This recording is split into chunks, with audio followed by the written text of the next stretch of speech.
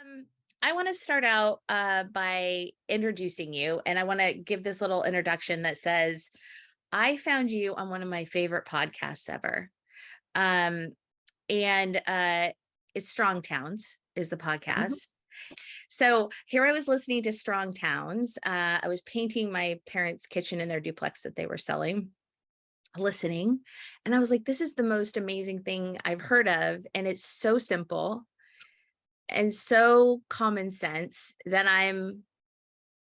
have to talk to you about this. So this is AnnaMarie, and AnnaMarie is an expert in shared housing.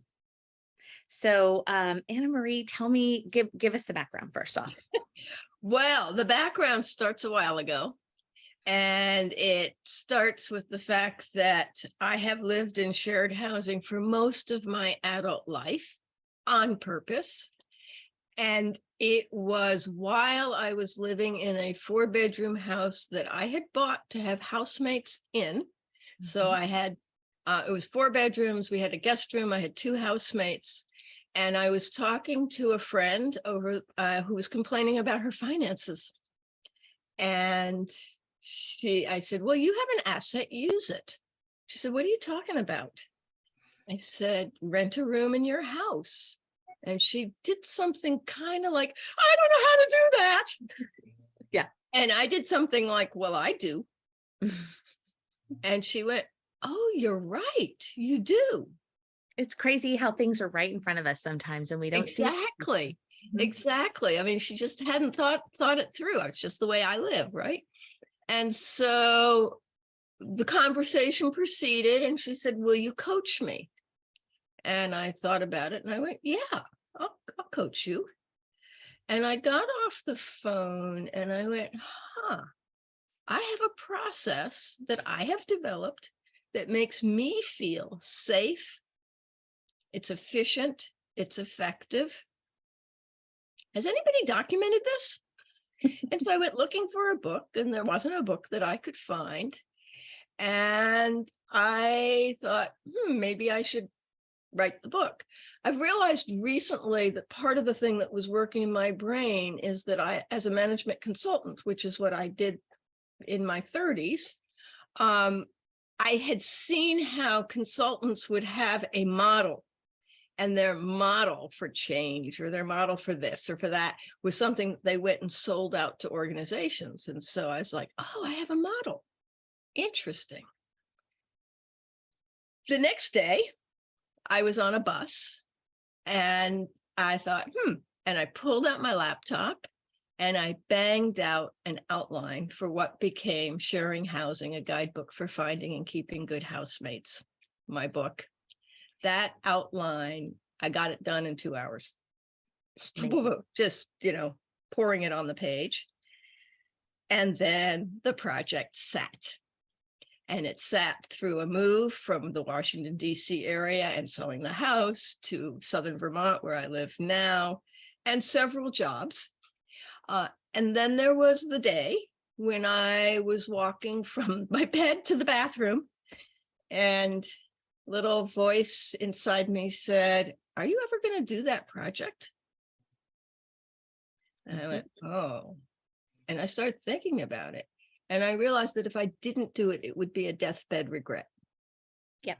Yep. So I said, okay, I guess I'm going to do this project. And a couple of other things happened in the next couple of weeks that just felt like the universe was helping me get this done. So that was probably 2008, I think. I think that's when I did the first website. The book came out in 2011. So it's been out 11 years already. And I've spent a fair amount of time, as I think of it, in the wilderness with, what am I supposed to be doing with this book anyway? In 2017, finally kind of agreed with myself to have a nonprofit organization. I hadn't wanted to do that. So I formed up the nonprofit in 2017, and we've been working as a nonprofit doing education about how you find a good housemate and why this is a good idea, and advocacy, showing up, doing podcasts, talking to people about, hey, this is a really simple idea, and it can make a huge difference in people's lives. I agree. I mean, I was knocked over when I heard it. I, as a mortgage lender in a housing scarcity state, which a lot of states are now, it's not unique to the Pacific Northwest anymore where I'm at. I have seniors who are stuck in their houses, can't Yes. afford, moving to a place if they have a spouse that needs help.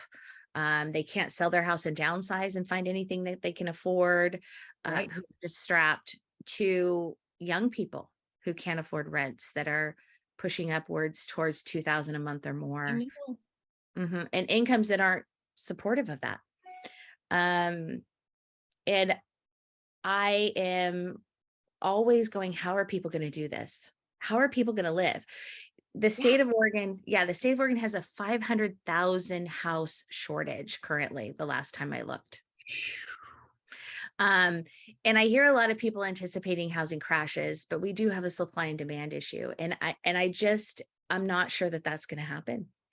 As I And look there's around, still the shortage. there's always Right? going to be the shortage. There's the shortage. We have more population. Yes. One of the things I walk around with as a piece of knowledge is, since I was born, the population of the United States has doubled. It's insane. Doubled. Yeah. We have not doubled the housing supply. So some of it is population and some of it is the I forget how they say it, but the lack of alignment with what people need and what's being built. Yeah. And after this last housing crash, they stopped building. And we haven't ever recovered from that. So even if we were to build like crazy today, I think the projections that it would be 2050 before we even caught up with where we were at. So, and that's not happening. If you look at the numbers now, housing starts nationwide are down. Yep. So they're just not building at an adequate rate right now, let alone a rate that we're going to get ahead on. So here we are. And we have people in very large houses with lots of bedrooms. I think statistically, I can't prove it, but I think statistically we live in bigger houses than we ever have before. Oh, yes, that's definitely true. I don't have the number in my head, but yes, right. Absolutely. And people have a spare room that they're stacking their stuff in, that could yield them some rent a month and maybe some companionship. And I'm just going to say I'm a relatively new widow, and I found that living by myself was horrible. Yes. I'm not a live by myself person, and I know there are those people out there. I know some people are very solitary and they want to live by themselves, but I like a little noise in my household. And so if that's you and you have space and you feel like it, this is where you come in and you have your nonprofit to help people. So let's talk about what you offer to people. Sure. So nationally, what we offer is we have obviously my book, the basic book, which started this all, a workbook and an interview. The workbook is, when I wrote the book, every chapter has a worksheet associated with it so that you can do what I'm suggesting that you do in that chapter. The format's not great for using it. So I created a workbook. So there's big size pages you can really write on. It has some tracking sheets and things like that. And then we have the interviewing guide, which I call What to Talk About when you're interviewing somebody. Mm-hmm. So that's we have a kit and people can buy that kit. We ship anywhere in the United States, but not to Canada because it's too expensive. We also have 2 online, I'm calling them mini courses because I learned that if I say courses, people think college seminar. The first one is called 5 Key Benefits of Shared Housing, and that is free. Anybody can sign up to the site and get access to 5 key benefits, because I want people to hear why we think it's such a good idea to live in shared housing. And that's less than half an hour total in videos and explanation with graphics. Sharing Housing 101, we offer for sale. Our lowest price is $25, our highest price is $100, and we ask people to make a choice. about how much they're willing to spend for the course. It is less than 45 minutes total in watching time, but it is packed with information. And I totally expect that people will watch it one time and then go, I need to see that again. And they can do that for as long as they want to do. So those are the products we have on the market that are available for people to learn how to select a good housemate. Our website has lots of articles and or we call them articles, blog posts about why this is a good idea. We have a newsletter. We love people to sign up for the newsletter. And now we're offering 2 Q&As a month to just open, people come, what are you thinking about? We have some really great conversations. So I'm also just starting a pilot project here in southeastern Vermont. And that's not yet available to people outside, but it's an interesting model and I'm hoping that I can build it. The idea is that it's called SHIFT, Shared Housing Incentives for Taking Action. And it's specifically for homeowners in the Windham and Windsor counties of Vermont. It's because of how we got our funding to try this out. And what we're doing is we're saying, sign up for SHIFT, come take the 2 courses for free, get a home consultation about how to make your home more comfortable for sharing. And that could be putting up a door, moving a window. No, it wouldn't be moving a window, but it could be putting in a door, moving a wall, stuff like that. Or it might be hiring an organizer to clean out a room, to help clean out a room, or buying a bigger fridge to make it more comfortable. And the consultation would help the homeowner understand what kinds of things they could do. Then they have to go off and act. They have to find their housemate and they have to make those changes. We're staying hands off of that decision process because we believe that adults want to make that decision for themselves about who they can live with. They've made lots of good decisions in their lives, lots of critical moments. This is another one, and they can do it themselves, but we want to support them. So part of the pilot is learning what kind of support is wanted. When they have a housemate, they can come back to us. We will witness their agreement, make sure that it fits our idea of what a good agreement is. Right. And they can be reimbursed up to $500 for the costs that they incurred making their home more comfortable. Amazing. Is it the county that's helping partner with this? Who's partnering with This you? is our federal tax dollars funneling down. The American Recovery Act sent money to the states, and our state sent money to our local councils on aging. So we got money from what's the equivalent of our local council on aging. And the other piece of this program is that once we know when people are moving in, we can call at the end of the first week and how's it going and make sure there aren't any nits that aren't going to be a problem and so on. And we'll call towards the end of their trial period, which we think people should have as a trial period, and then for program evaluation at 6 months. So that's the full picture. And I am really hoping that we get a lot of people who are interested in this.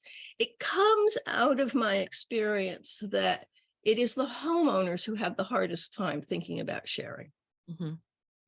It's a space issue, I think. As Americans, we're used to having a lot of space and having it being our kingdom. I think about the traditional American kind of thinking, especially being out west. I know that in the cities, the denser populated areas is not as uncommon. As my daughter moved to DC and had housemates and all of the shared housing that were available. I think you mentioned there's a place in Maryland, Julie, Silver Springs, that was a shared house that she first had when she moved over there. It just is what it was. Here, you just don't see that as much unless it's associated with colleges. Right. Exactly. And I am making the statement that despite being single, you don't have to live alone. I mean, that's sort of where we've gotten to as a society. And there's a huge number of people who are living alone in 3 and 4 bedroom houses who are also, oh, by the way, could use the company. Yeah. Company and cash, I've got to say. Company and cash. Company and cash. Mutual help. I Yes. mean, one of the things that I imagine you discovered, I'm sorry about your loss, Thank you. that is that couples, families help each other on a daily basis without kind of really noticing it. Yep. It's just part of the way we do things. Yeah. And then when you don't have that anymore, you go, oh, wait, I have to take the compost out, whatever it might be. Like, Yeah, I agree. I discovered we had a pretty traditional relationship. When the dishwasher broke, I had a breakdown, right? Because I was like, I don't even know what to do about this now. And you don't realize it if you've been in a relationship for some time, how you enable each other in so many ways to be able, we pair up and we take on different things that have our strengths. And I can see how a shared housing would benefit in that way as well. I think indeed. that that's super important. Okay, so uh, I immediately, as the Western Pacific Northwest independent, I'm strong. I like my own space. I don't want to have to, you know, get fully dressed before I leave my room, and I don't want to have to turn my music down, or I don't know whatever it is that people. I like my reality shows. What if somebody doesn't like reality show? Whatever it is, right? How do I think this is the big topic when it comes to shared housing. And I would like to hear what you have to say about that and how you deal with it. I think you've just done an excellent job of listing a few of your must-haves and can't live withs. That's cute.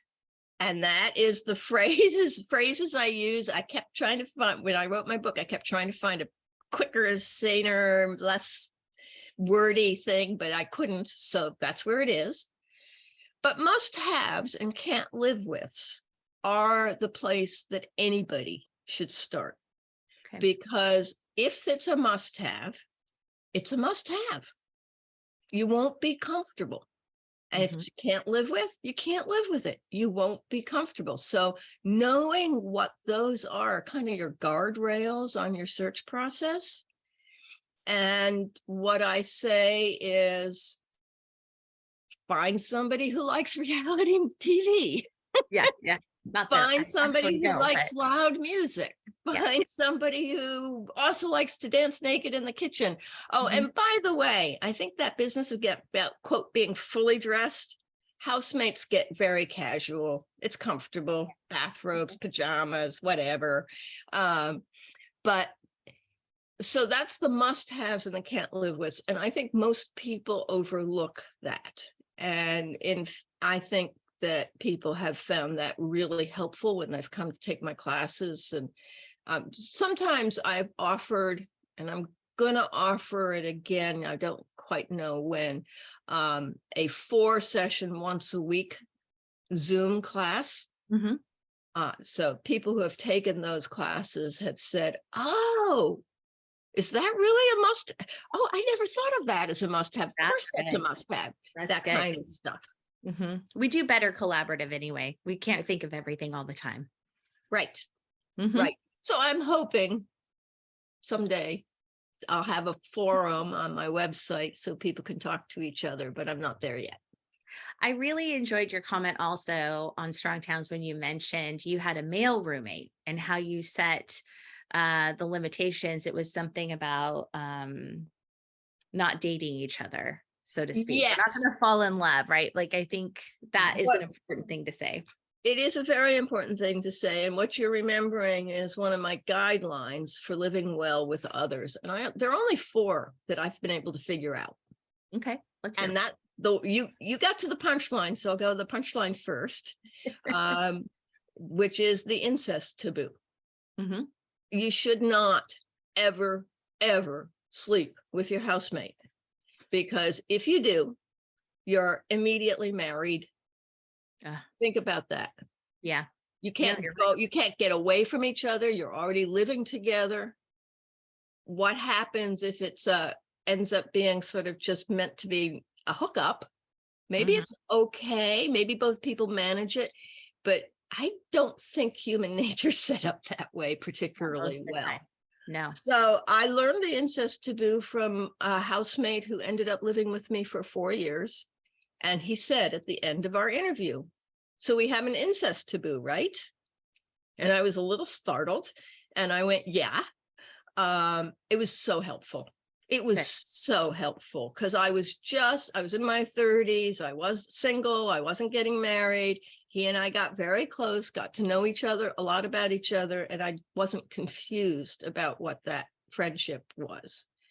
I will tell you more recently, I have a home, there's a home sharer that I know in the Southwest who's just moved in to share a home with a guy. And she said to me, it was really uncomfortable to raise the incest taboo as part of our discussion about agreeing to live together. And she said, I am so glad we did. Because the first couple of weeks, there was that, that sort of tension. And she said, it's all settled down now and it's all great. And I am just so glad that we talked about it. So that's the last of the four. So the first principle is the golden rule. Do unto others as you would have them do unto you. Always If you good. followed our process for getting clarity and agreement about how you're going to live in the house and ahead of time, so you're not in any kind of major conflict about something because you've clarified your must-haves and your can't live withs and so on, then being able to adapt and compromise to make everybody feel comfortable is a really important piece of living well with others. Yep. And Agree. there are people in our society who can't do that, which is Yeah. very sad. Yeah. So that's the golden rule is the first one, combined with do it while it's easy, which is to say, speak up Mm, about a little nit before it becomes a big deal. that's a big one too. Very big one. I mean, because then things just fester, they grow, Exactly. they annoy, they get worse.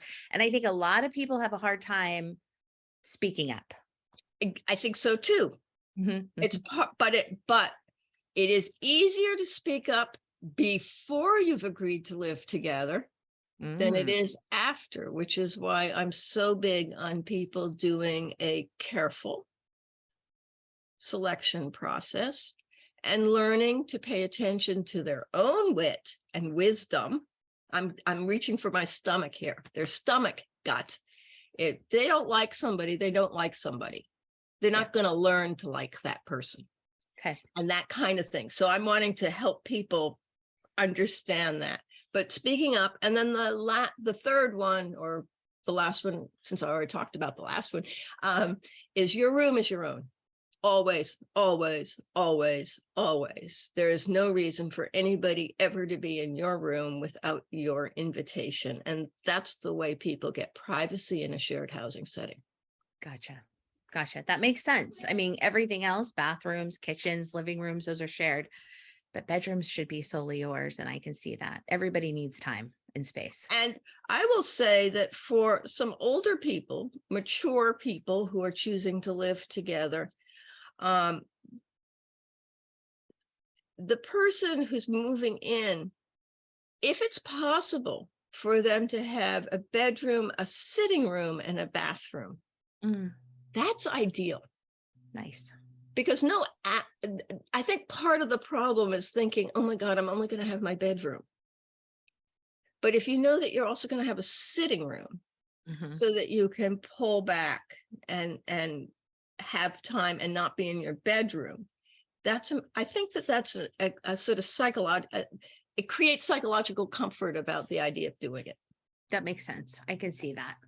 When my parents and I started talking about them moving in, we were doing some ADA remodeling on bathrooms, that sort of thing. And I gave them my master bathroom. right? So they had a little more space and they felt a little more private because they were coming into my space feeling like they were invading, right? Right. So I can see how that would be helpful. Yeah. Mhm. Yeah. I think it's great that you have your parents living with you. Oh, well, my mom's Mrs. Claus. Anybody that knows her knows that she's Mrs. Claus. So this is easy. So I'm very lucky that way. Well, very good. Okay. So I know we're going to lose people's attention because we're that kind of society.